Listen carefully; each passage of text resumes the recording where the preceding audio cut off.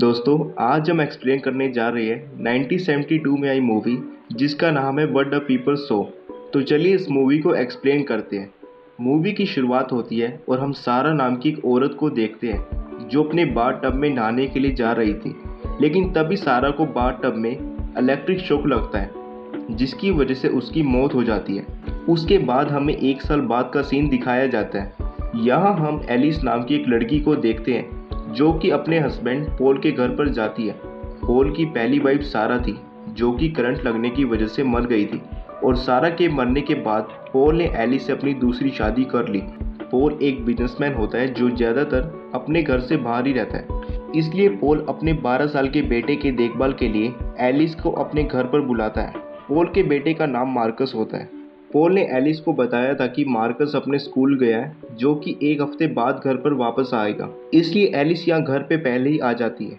यहाँ पर वह देखती है कि मार्कस तो पहले ही घर पर आया हुआ है, इसलिए एलिस उससे घर पर पहले आने का रीज़न पूछती है। मार्कस बताता है कि इसके स्कूल की छुट्टियाँ चल रही हैं क्योंकि इनके स्कूल में कोई बीमारी फैल गई है। एलिसा भी मार्कस की बातों पर यकीन कर लेती है, लेकिन एलिस को यहाँ मार्कस के साथ काफ़ी अजीब लग रहा था क्योंकि मार्कस बेशक 12 साल का था लेकिन बातें बड़े बड़े आदमियों की तरह करता था। अगले दिन पॉल एलिस को कॉल करता है क्योंकि पॉल अपने बेटे मार्कस से बात करना चाहता था, इसलिए एलिस मार्कस के पास फ़ोन लेकर जाती है। पॉल अपने बेटे से बात करता है। मार्कस से बात करने के बाद वे एलिस से बात करने लगता है। एलिस पॉल से बात कर रही थी कि पीछे से मार्कस एलिस को गलत तरीके से टच करने लगता है। मार्कस के इस बिहेवियर से उसे काफ़ी गुस्सा आता है, लेकिन मार्कस को कुछ बोले बिना ही वह वहाँ से चली जाती है। अब धीरे धीरे दिन बीत रहे थे और एलिस को पता चलता है कि मार्कस एक बिगड़ा हुआ लड़का है जिसकी वजह से उसका कोई भी फ्रेंड नहीं है, इसलिए एलिस मार्कस का अच्छे से ध्यान रखती थी। लेकिन मार्कस हमेशा अपने स्टेप मॉम को गलत नज़रों से देखता था। कुछ दिनों बाद मार्कस के डैड अपने काम ख़त्म करने के बाद घर वापस आते हैं। मार्कस और एलिसा पॉल को एयरपोर्ट पर पिक करने के लिए आए होते हैं। ये तीनों जब घर वापस जा रहे होते हैं तब पॉल एलिस को छूने लगता है जिससे एलिस का ध्यान ड्राइविंग से छूट जाता है। इतने में उनकी कार का एक्सीडेंट होने ही वाला था कि एलिसा स्टीयरिंग को कंट्रोल कर लेती है। अब ये सब लोग घर पर वापस आ जाते हैं। मार्कस खेलने के लिए चला जाता है और पॉल एलिसा के साथ रूम में जाकर गपागप करना शुरू करता है। अब ये तीनों लोग शाम को एक रेस्टोरेंट में खाना खाने जाते हैं। तब पॉल एलिसा से पूछता है कि क्या तुमने मेरे लॉकर से पैसे निकाले थे।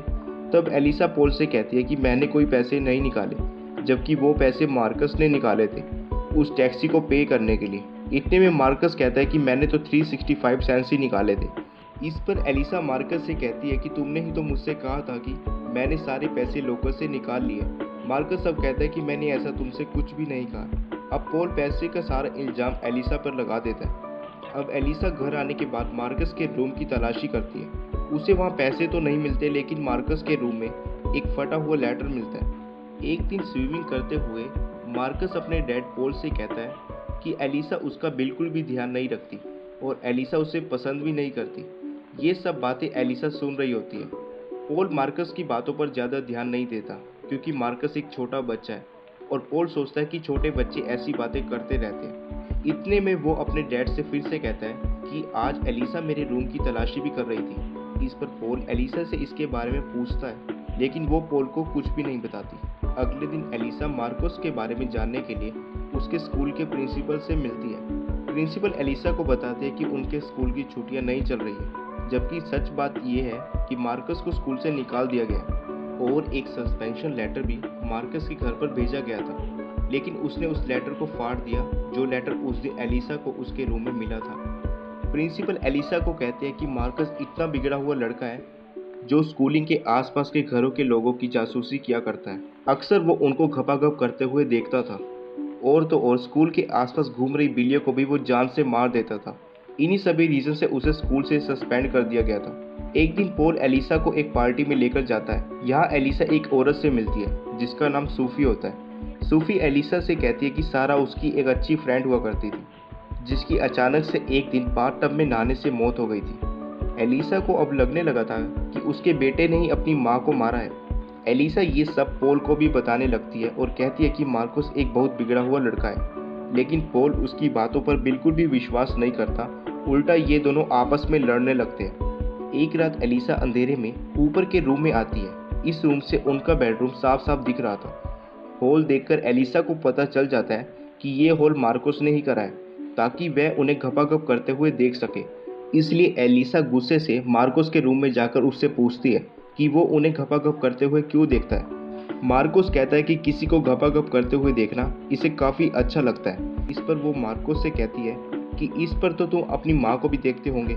इस पर मार्कोस कहता है हाँ, लेकिन वो सारा को उतना पसंद नहीं करता था क्योंकि वो एलिसा की तरह ज़्यादा हॉट नहीं थी। एलिसा सारा की मौत के बारे में मार्कोस से पूछती है। मार्कोस उससे कहता है कि सारा को हार्ट अटैक आया था। इस पर एलिस कहती है कि तुम झूठ बोल रहे हो क्योंकि सारा की मौत तो करंट लगने की वजह से हुई थी। एलिस मार्कोस से कहती है कि तुम सारा की मौत के बारे में बहुत कुछ जानते हो, लेकिन तुम मुझे बताना नहीं चाहते। मार्कोस कहता है कि आखिर मैं ये सब बातें तुम्हें क्यों बताऊं और इसमें मेरा क्या फ़ायदा होगा। एलिस यहाँ उसे पैसों का लालच देती है, लेकिन मार्कोस बात बताने से मना कर देता है और कहता है कि उसे सिर्फ एलिसा चाहिए। ये सुनकर एलिसा अपने कपड़े उतारने लगती है। एलिसा को मार्कोस सब बातें बताने लगता है। मार्कोस एलिसा को कहता है कि सारा को हार्ट अटैक की बीमारी थी, जिसके बारे में किसी को नहीं पता था और ये बात उसके डैड पॉल को भी नहीं पता था। लेकिन ये बात मार्कोस को एक डॉक्टर की रिपोर्ट से पता चला था। एलिस को लगता है कि मार्कोस उससे झूठ बोल रहा है, इसलिए वो मार्कोस की बातों पर यकीन नहीं करती और वहाँ से चली जाती है। इसके बाद एलिसा पॉल को ऊपर वाले रूम में लेकर जाती है और वहाँ पर उसे हॉल दिखाने लगती है, लेकिन वहाँ पर कोई भी हॉल नहीं होता। एलिसा यहाँ पे पॉल को कहती है कि मार्कोस हमेशा उन्हें देखा करता है। पॉल एलिसा की बातों पर ध्यान नहीं देता और उसे लगता है कि एलिसा दिन पे दिन मेंटली डिस्टर्ब होती जा रही है। लेकिन वो सारा की मौत से रिलेटेड कुछ चीज़ों की इन्वेस्टिगेट करती है, जिस पर एलिसा को पता चल जाता है कि मार्कोस ने ही उसको मारा है। दरअसल मार्कोस ने सारा के बाथटब में खराब हीटर लगाया था, जिससे सारा को शॉक लगने से वहीं पर उसकी मौत हो गई थी। अब एलिसा ये बात जान चुकी थी कि मार्कोस ने उसे मारा है, तो वो उससे पूछती है कि उसने सारा को क्यों मारा था। मार्कोस बताता है कि वो उसे अच्छी नहीं लगती थी। मार्कोस ये भी कहता है कि उसे लोगों को टॉर्चर करके मारने में काफ़ी अच्छा लगता है। मार्कोस इसके बाद कहता है कि वो अब तुम्हें भी मार देगा। मार्कोस की बातें सुनकर एलिसा पूरी तरह से हैरान हो जाती है और अब उसे कुछ भी समझ नहीं आता कि वो अब क्या करे, क्योंकि एलिसा की बातों पर कोई भी यकीन नहीं कर रहा था। एलिसा की बातों से अब पॉल को भी लग रहा था कि एलिसा पागल हो रही है। धीरे धीरे एलिसा पागल हो जाती है, जिसकी वजह से उसको मेंटल हॉस्पिटल में रखा जाता है। कुछ महीने बाद एलिसा ठीक होकर घर वापस आती है। एक दिन पॉल, मार्कोस और एलिसा बाहर घूमने जाते हैं। मार्कोस यहाँ डॉग के साथ खेल रहा होता है और एलिसा पॉल से बातें कर रही थी। कुछ समय बाद एलिसा और मार्कोस एक दूसरे से मिलते हैं और वो सारा की मौत के बारे में बात करते हैं। मार्कोस कहता है कि वो अब एलिसा को नहीं मारेगा क्योंकि अब वो उसे लाइक करने लगता है। एलिसा भी मार्कोस से रोमांटिक बातें करने लगती है।